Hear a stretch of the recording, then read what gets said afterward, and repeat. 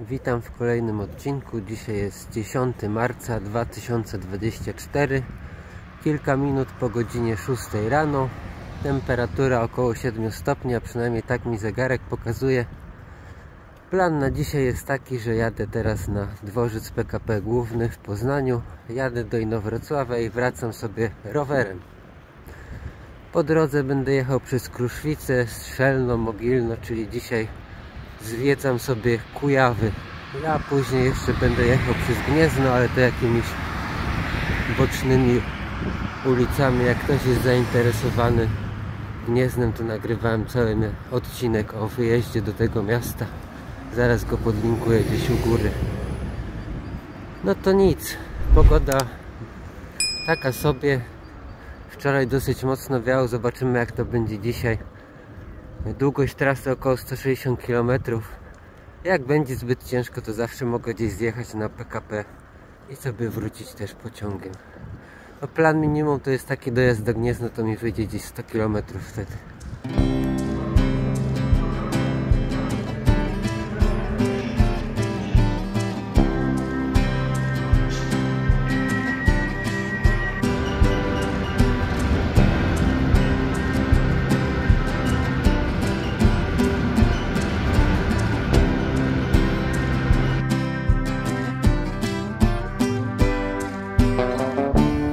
No to nieco ponad 1,5 godziny zajął mi dojazd do Inowrocławia. Jak widać, pogoda taka sobie. Chociaż myślę, że najgorszym moim wrogiem dzisiaj będzie wiatr, ale teoretycznie powinien mi dmuchać w plecy, więc zobaczymy, może akurat będzie super. No nic, jadę, zaraz pokażę wam, co tutaj ciekawego jest.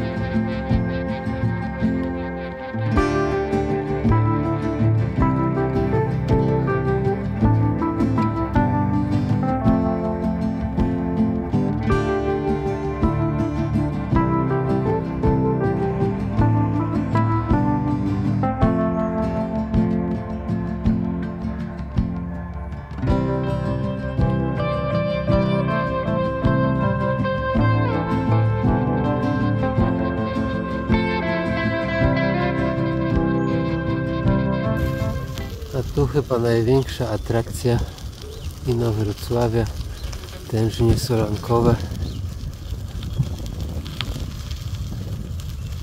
Szczerze mówiąc, to dokładnie sam nie wiem, co one robią, ale sprawdzę w internecie przy montażu i dam wam znać. Przed tężniami była informacja, że jest to wykorzystywane w celach leczniczych. No domyślam się, że tu chodzi pewnie o jakieś choroby układu oddechowego, bo raczej według do czegoś takiego wykorzystuje się pewnie sól. No już będę wyjeżdżał teraz powoli i nie wiem czemu, a nie, no dobrze, z Inowrocławia. My się mieli Inowrocław z Włocławkiem, nie wiem czemu, ale tak, wyjeżdżam powoli z Inowrocławia. Dużo fajnej starej zabudowy, ładnych budynków, niektóre naprawdę bardzo super odnowione. Ta bazylika, którą pokazywałem na samym początku, na pewno robi wrażenie. Także moim zdaniem warto tu przyjechać i pewnie na dłużej trochę zostać. Jak pewnie słychać, nieźle dmucha, no ale zobaczymy. Nic, jadę dalej teraz w stronę Kruszwicy. Wydawało mi się, że już dawno wyjechałem z Inowrocławia, a to się okazuje, że dopiero przed chwilą go opuściłem. Jakieś 13 km od dworca kolejowego. Także Inowrocław, tak jak mówiłem, bardzo ładne miasto i też mnie zaskoczyło nie tyle swoją wielkością też, ale że ma dosyć sporo mieszkańców, bo prawie ponad 80 000. Nie żebym nie wiadomo jak narzekał, ale dmucha niemiłosiernie, a tu jeszcze w nagrodę taki fajny bruk. Dobrze, że jest to pobocze i można sobie nim pojechać, przynajmniej mnie nie telepie tak mocno. Żeby nie było, że taka prosta trasa tylko asfaltem. Tutaj jakiś przewiert, boczną drogą. Tu jakiś ładny strumyczek czy coś.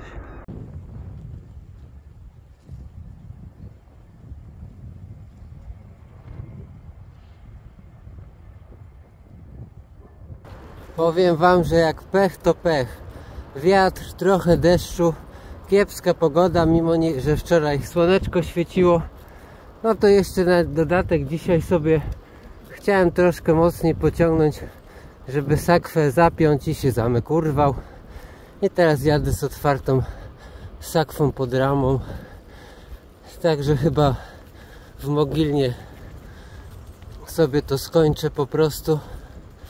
No bo dzisiaj ja nie wiem, jakiś pechowy dzień mam. W ogóle się zastanawiałem, czy to warto jechać w taką pogodę. No i chyba dostaję odpowiedź od losu cały czas. No ale przejadę sobie ten odcinek kujawski, którego nigdy nie jechałem i te najważniejsze miejsca, które chciałem zobaczyć, to i tak zobaczę.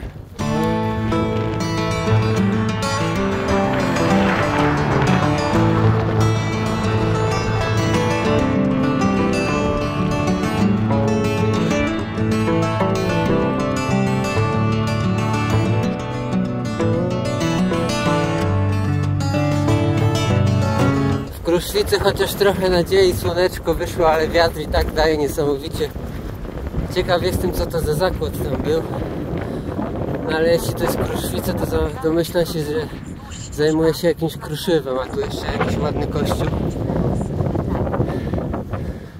No zobaczymy. No tutaj to miasto na pewno znacie z legend słowiańskich.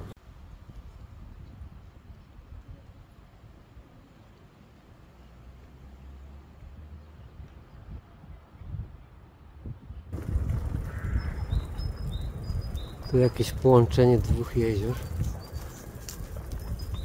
Tu jest chyba Gopu.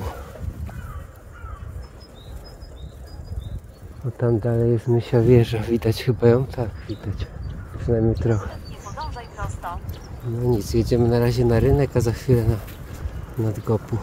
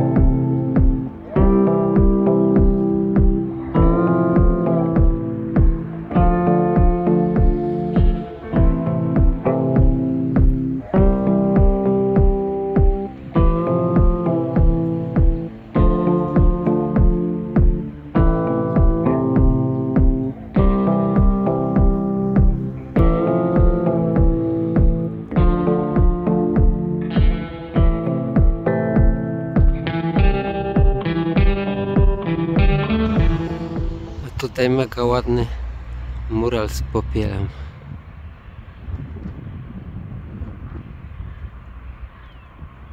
I jezioro Gopło. Stara baśń i te klimaty, na pewno kojarzycie.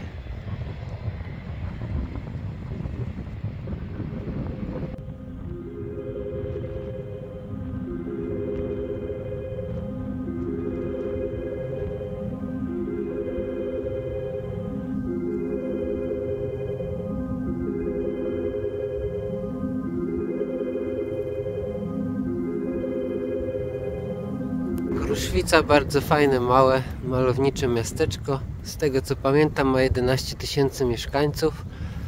No jest tu ten zamek, rynek też bardzo fajny. Tamten duży zakład to jest cukrownia, dużo jezior dookoła, także myślę, że tutaj na wakacje by można było przyjechać i by było na pewno co robić. Są wypożyczalnie sprzętu wodnego, dużo ścieżek rowerowych. Do Inowrocławia niedaleko.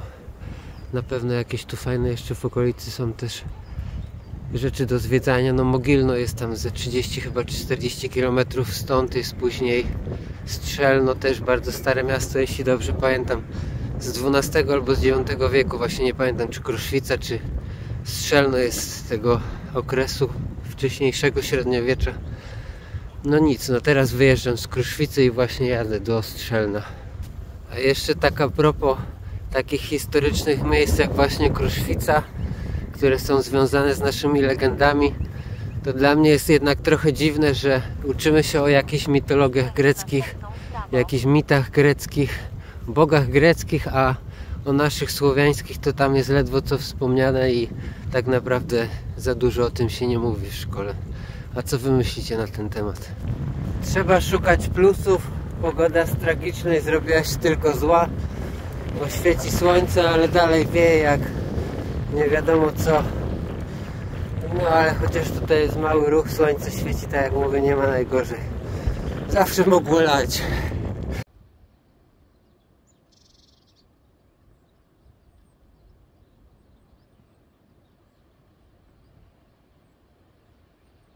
Teraz to można jechać, wiatr w plecy. To można być mądrym. Ale niby tylko kilometr takiego odcinka ma być. Asfalt też bardzo dobry w sumie. Do Strzelna jakieś 12 km mi zostało.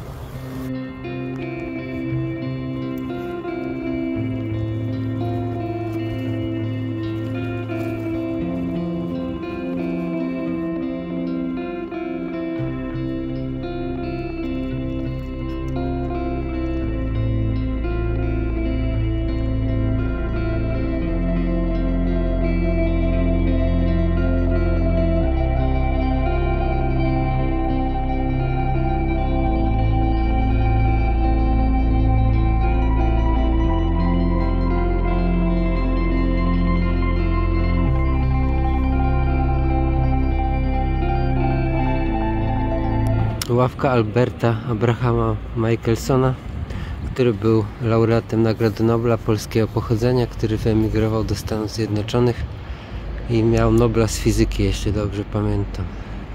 To już wyjechałem ze Strzelna, teraz kieruję się na Mogilno.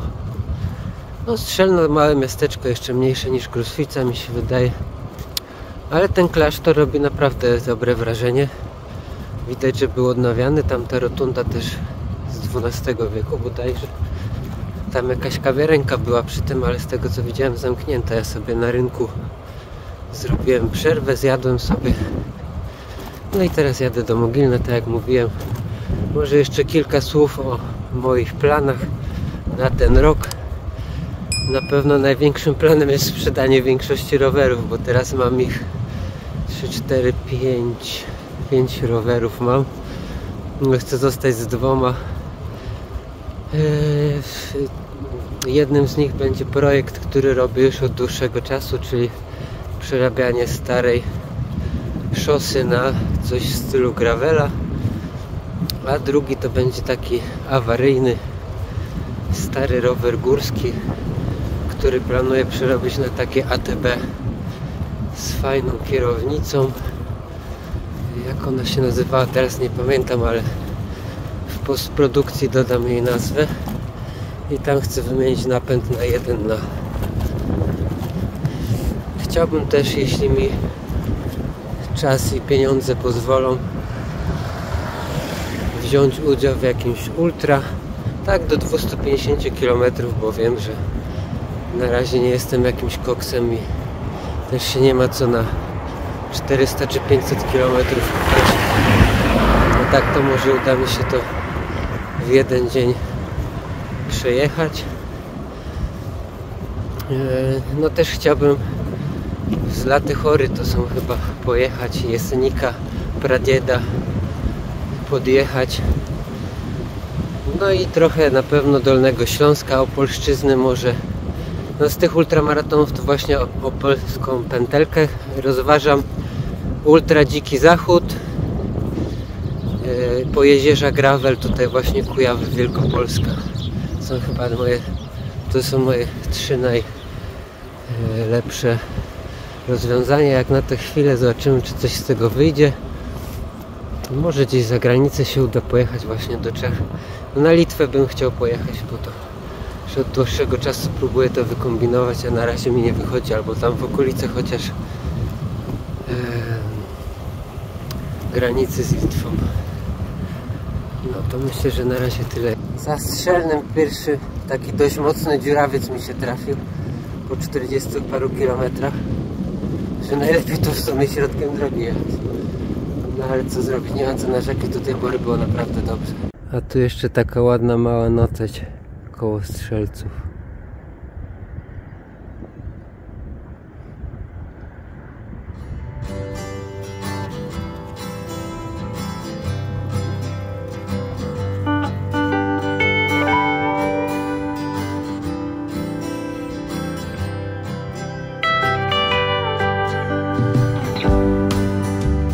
Dzisiaj to sporo tej energii narobią z tych wiatraków. Muszę przyznać, że w końcu zaczął się pojawiać na mojej twarzy uśmiech radości. Dalej wieje, no i to się dzisiaj raczej nie zmieni, ale zrobiło się naprawdę ciepło. Już mi nawet trochę czuję, jakbym się miał pocić. Dosyć dużo wiatru w plecy z górki, po 30 parę na godzinę jadę. No to tak nawet mimo tego wiatru można jechać, także raczej jestem za tym, żeby pojechać do Gniezna i sobie setkę dzisiaj zrobić. Ale to mówię, jeszcze decyzję podejmę w Mogilnie. Do klasztoru w Mogilnie mniej niż 8 km mi zostało. Tam jakaś wieża ciśnień w odległości. Ciekawe w sumie, czy to Mogilno już, czy jeszcze nie. Jednak w ogóle nawet nie przejeżdżałem koło tej wieży ciśnień, więc to nie Mogilno. Do klasztoru w Mogilnie jeszcze 2 km mi zostało. Tutaj takie ładne górki, pola i wiatr. Klasztor w Mogilnie oczywiście położony nad malowniczym jeziorkiem, jak tu wszędzie w okolicy. I tu jedna ze stron, jeszcze objadę, pokażę go z innych stron. Na bramie jest napisany rok 1065, jeśli ten klasztor tu jest od tego roku, no to naprawdę jeden z najstarszych, jakie w życiu chyba widziałem.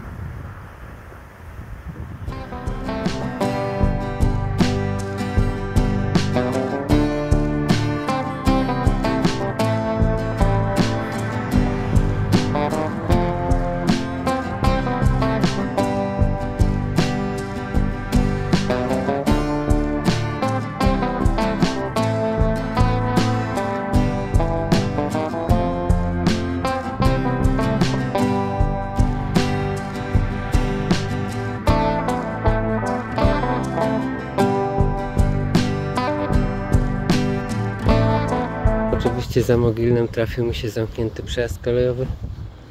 Możecie obstawiać, z której strony pojedzie pociąg, ja wam później powiem.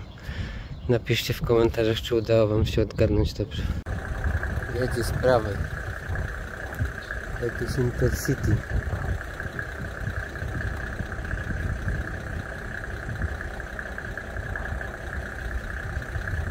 Tradycji musi stać się zadość. Musi być jakiś odcinek gravelowo, szutrowo, polno, nie asfaltowy. Mam nadzieję, że za dużo tu tego nie będzie. Na całej trasie 160 km miało być 5%.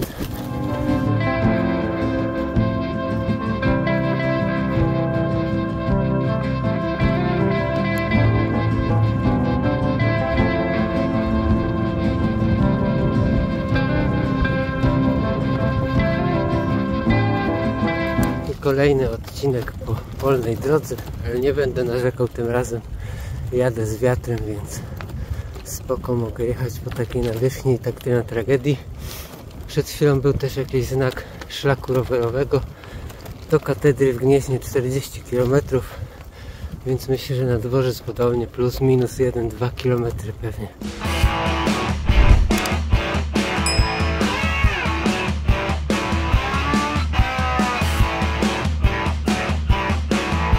Przed chwilą miałem całkiem niezły podjazd.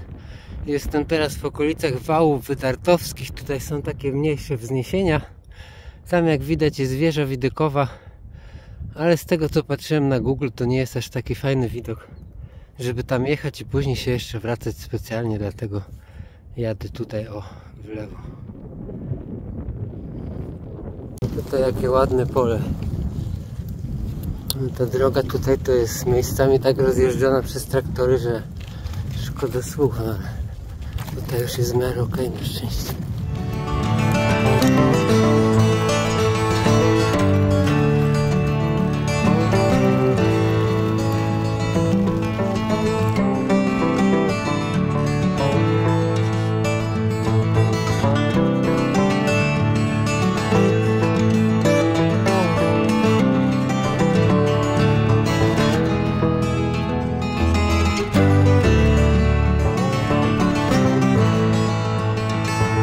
Chociaż jeden co przyszedł się przywitać, a nie krzyczy na mnie, tak?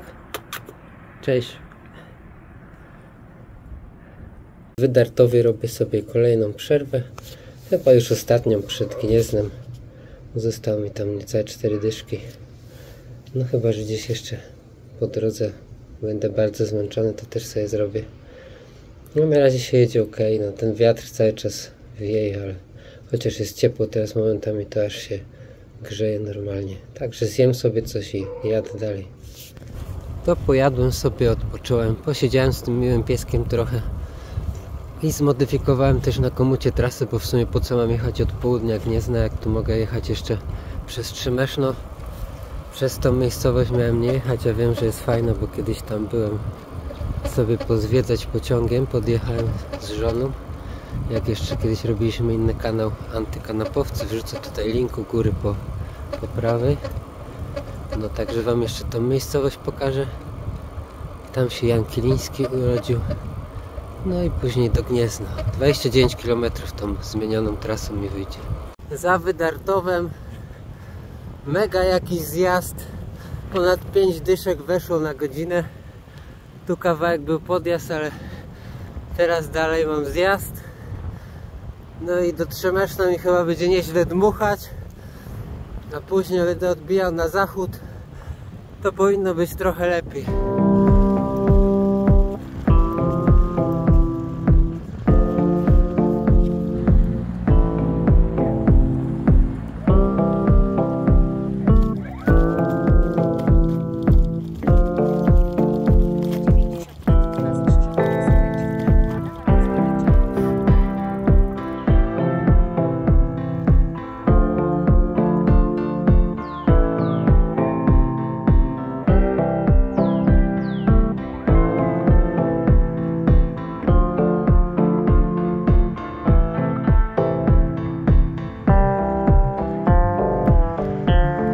No to Trzemeszno mam już za sobą.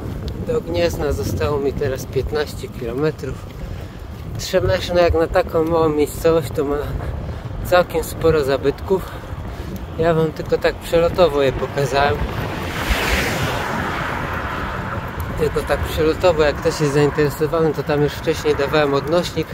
Tam się trochę więcej dowiecie i centrum tej wielkiej bazyliki będziecie też mogli zobaczyć. No nic, jadę dalej, zobaczymy, czy jeszcze coś ciekawego się trafi na tym krótkim odcinku. Żeby nie było zbyt nudno, komut puścił mnie przed wsią Piaski taką trasą. Mam nadzieję, że ta nazwa nie znaczy to, że tu będzie jakiś nie wiadomo jaki piach po drodze, bo prawie 4 km mam tędy przejechać. No ale zobaczymy.